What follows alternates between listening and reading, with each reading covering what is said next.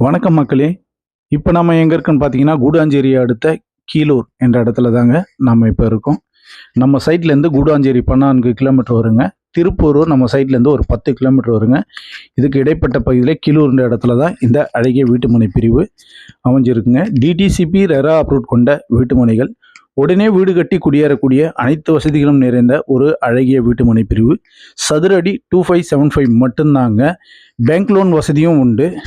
Land வாங்குறவங்களுக்கு 80% லோனும், அதே இடத்துல கன்ஸ்ட்ரக்ஷன் பண்ணுறவங்களுக்கு 90% லோனும் நாங்களே பண்ணித்தரோங்க.